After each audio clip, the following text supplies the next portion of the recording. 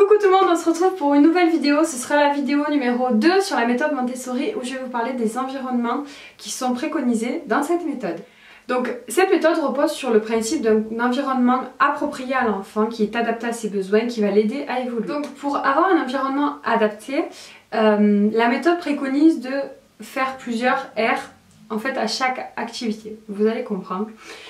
Il y a d'abord l'aire du sommeil. Donc d'après la méthode, je vous dis ce qu'ils disent. Après, je vais vous dire qu'il y a des choses que moi j'ai. Par exemple, l'aire du sommeil. Ils préconisent de mettre un matelas à même le sol pour que l'enfant puisse se lever et sortir de son lit tout seul.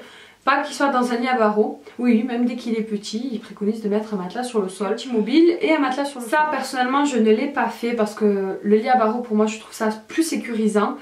Après voilà, si vous voulez le faire, voilà, sachez que ça fait partie de la méthode, mais moi ça, je ne l'ai pas fait. Ça me fait un peu peur. Après peut-être quand ils sont un peu plus grands, pourquoi pas. Mais bébé, pour moi, j'aurais pas été tranquille quoi. Au moins qu'il soit dans son lit, qu'il va pas se retourner, qu'il va pas tomber par terre.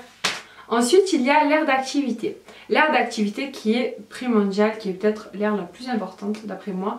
Donc eux ils préconisent de faire une sorte de coin d'éveil avec un tapis d'éveil ou une couverture, enfin voilà. Vous voyez un peu l'idée. Un matelas d'activité quoi en quelque sorte. Ce qui est très important, et si vous pouvez, c'est vrai que c'est super, c'est de mettre un crochet en fait au-dessus du coin où il y a son tapis d'activité pour mettre un mobile, mais pour pouvoir changer aussi des mobiles. Dans ce livre là, 60 activités Montessori pour les bébés, il montre plusieurs exemples de mobiles à créer soi-même. Donc ça c'est vraiment génial. Je n'ai pas encore testé mais je compte bien le faire. Donc il y a plusieurs mobiles selon en fait selon l'âge du bébé. Voilà. Selon l'âge du bébé, ils préconisent telle ou telle forme, telle ou telle couleur. Voilà, donc ça c'est très sympa. Donc dans ce bouquin, je vous mettrai les liens en barre d'infos, mais il y a beaucoup d'idées d'activités. Je m'en suis pas mal inspirée de ce livre, je l'aime beaucoup. Et du coup, donc pour mettre plusieurs mobiles, c'est idéal un crochet, comme ça vous avez juste à enlever, à remettre. Ou si vous avez un mobile où on peut changer les jouets, enfin les choses qu'on accroche au bout, ça aussi c'est pas mal. Voilà, mais en fait ils expliquent aussi qu'il faut varier les jouets, qu'il faut aussi un enfant sur le même mobile au-dessus de ses yeux. Ça n'aura plus grand intérêt au bout d'un moment. Il faut vraiment le stimuler en changeant ça plus régulièrement. Aussi quand c'est possible, c'est d'avoir un miroir avec une barre qui soit fixée au mur. Une barre pourquoi? Pour que l'enfant en fait apprenne à se lever, à s'appuyer, se regarde en fait en même temps qu'il fait ses gestes. C'est ça qui va lui apprendre et qui va beaucoup l'aider. Moi malheureusement dans la chambre où le bébé dort, j'ai pas eu la possibilité de faire ça, mais il y a un très grand miroir et c'est vrai que je vois souvent qu'il se regarde dans ce grand miroir. Quand il est par terre, il se lève, il s'observe, il se regarde. J'ai pas de barre pour qu'il s'appuie, mais c'est déjà pas mal. Ce qui est bien, c'est de mettre une étagère, enfin quelque chose de bas au niveau de l'enfant pour qu'il puisse accéder en fait à ses jouets, à tout ce qu'il a besoin. Surtout attention ne pas surcharger de jouets un enfant. Je vous dis ça parce que je suis de ce genre là. En fait il faut pas lui mettre énormément de choix et lui changer régulièrement les jouets pour qu'il trouve de l'intérêt et pour qu'il soit surpris quand il retrouve de nouveaux jouets. S'il a beaucoup de choses, l'enfant ne saura pas trop vers quoi se tourner et risque, voilà, ça risque de pas être. Et ranger chaque objet à une place précise et le remettre toujours à cet endroit là. Pourquoi? Pour que l'enfant en fait se rappelle on va dire de l'endroit et que lui aussi quand il en aura la capacité, il le range tout seul au même endroit. C'est en fait pour lui donner des repères. Ce qui est pas mal quand c'est possible, c'est de fixer des cadres. Pas très haut, pas très bas, pour qu'il puisse les regarder. Et des cadres pareils, vous pourrez changer les images parce que ça va l'intriguer. Il va regarder un petit peu ce qu'il y a à l'intérieur. Et si ça change, pareil, ça va aussi éveiller sa curiosité. J'ai oublié de vous dire tout à l'heure, vous pouvez aussi accrocher au crochet des grelots, enfin toutes sortes de jouets d'éveil, des balles un petit peu pour qu'il tape avec ses pieds. Il y a beaucoup de choses, voilà, je vais pas tout vous dire, mais comme je vous ai dit, si vous cherchez des idées d'activités, je vous conseille le livre que je vous ai montré tout à l'heure pour le bébé, il est top. À un certain âge, c'est bien aussi d'avoir une petite table avec une petite chaise où l'enfant pourra se poser pour faire des activités. Ça c'est vraiment l'idéal. Pour d'activité, je crois que je vous ai un peu tout dit. On va passer au suivant. L'aire de soin, de change, enfin on va dire voilà, dans l'idéal c'est une table allongée, tant qu'ils sont petits en tout cas. Donc dans sa table allongée aussi il faut essayer d'être organisé. Il faut en fait, c'est bien de ranger en fait ses produits selon l'utilité, selon ce qu'on a besoin.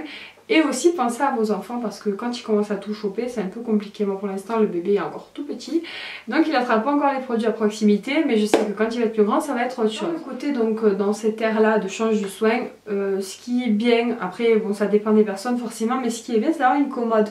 Pourquoi une commode? Parce que quand l'enfant aura l'âge qui sera un peu plus grand, il pourra lui-même accéder à ses habits et choisir. Alors je ne vous dis pas de le laisser choisir dans toute son armoire, hein, attention, mais par exemple lui présenter 2 tenues et voilà, lui dire lequel il ou elle préfère.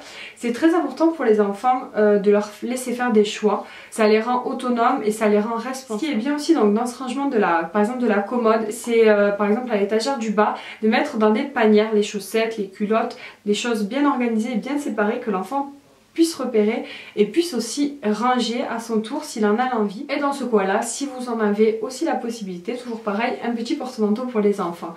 Les enfants adorent nous imiter et c'est vrai que ça déjà ça évite d'avoir des manteaux et des vestes qui traînent de partout, et puis les enfants s'amusent aussi à les prendre, à les reposer, ça peut être plutôt sympa. Donc dans l'heure de repas, alors il y a plusieurs choses. Déjà tant qu'il est bébé, utiliser une chaise haute ou un réhausseur selon vos envies. C'est très important que l'enfant ait sa place pendant les repas. Il faut dans la cuisine par exemple lui présenter les dangers, lui expliquer ce qui est dangereux, ce qu'il ne faut pas faire. Voilà, lui expliquer avant qu'il ait la tendance à le faire parce qu'une fois qu'il saura où est le danger, déjà ça peut éviter certains risques. Mais évidemment ne laissez jamais votre enfant tout seul dans la cuisine. C'est une pièce assez dangereuse quand même. Le conseil aussi c'est de prendre un marchepied dans la cuisine pour quand l'enfant sera un peu plus grand. Par exemple comme ma fille à l'âge qu'elle a, elle m'aide au moment de la cuisine, elle aime participer et moi aussi j'aime beaucoup ça, cuisiner avec elle. Je sais que ça l'intéresse et puis ça lui servira aussi dans sa vie future, en même temps c'est plutôt pas mal. Repas, n'oubliez pas, pensez à lui prendre des couverts adaptés, des petites assiettes rigolotes avec comment dire, des compartiments, des choses un petit peu pour le faire différencier la nourriture. Privilégier les choses comme ça. Ensuite il y a une quantité d'autres aires, on va dire d'environnement possible. Après ça dépend de la place que vous avez, des envies que vous avez. Voilà, moi, je vais vous en donner quelques exemples mais le choix est très large. Par exemple vous pouvez aussi faire une aire de lecture pour votre enfant, lui mettre un petit coin avec un petit canapé, une bibliothèque où il y a ses livres à portée de main, où il peut les choisir, où il peut s'installer pour le lire tranquillement s'il en a envie. Voilà, c'est un exemple. Une aire par exemple aussi de art plastique, donc vous mettez une petite table avec... Alors vous allez me dire oui ça rejoint l'aire d'activité.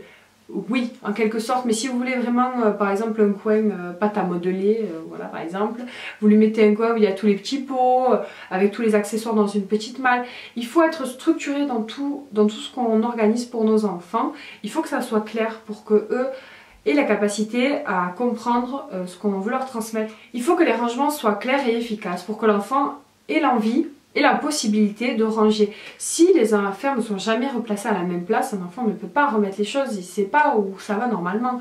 C'est de la logique. Vous pouvez faire vraiment différents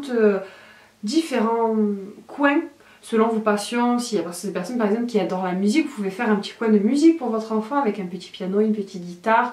Voilà, c'est des exemples que je vous donne, mais je vous dis le choix est très large. Et si vous-même vous avez testé cette méthode et que vous avez adapté, si vous avez fait des aires autres que celles que je viens de citer, n'hésitez pas à me le dire en commentaire si ça peut donner des idées ou me donner des idées à moi, je serais ravie. Donc voilà, c'est tout pour cette vidéo où je vous résume un petit peu les différentes aires d'aménagement. Je sais pas trop comment expliquer ça, mais vous aurez compris un peu le principe, les différentes possibilités. En tout cas, l'organisation de base, j'espère que vous avez un peu compris. Tout simplement, c'est qu'il faut adapter chaque endroit à l'enfant pour qu'il ait accès à ce qu'il a besoin d'avoir accès. Évidemment, ne laissez pas des produits dangereux à porter, ça c'est évident, mais bon, je préfère le dire quand même. Il faut que tout soit organisé et rangé pour que l'enfant ait l'envie de le ranger aussi. Il faut mettre à sa portée des outils pour qu'il puisse se développer, pour qu'il puisse apprendre le mieux possible. Et le fait est en fait de faire ces aires, ça va l'aider lui aussi à se repérer en se disant bon voilà, ce moment-là c'est le moment où je joue, ce moment-là c'est le moment où je mange, ce moment-là c'est le moment où je vais me laver.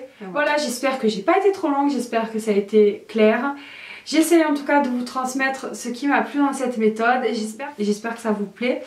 Laissez-moi votre avis en commentaire comme d'habitude et n'hésitez pas à vous abonner si vous avez envie de me suivre. Mettez-moi un petit pouce bleu si vous avez envie de voir la prochaine vidéo sur ce thème là. Et je vous dis à bientôt pour de nouvelles vidéos. Ciao!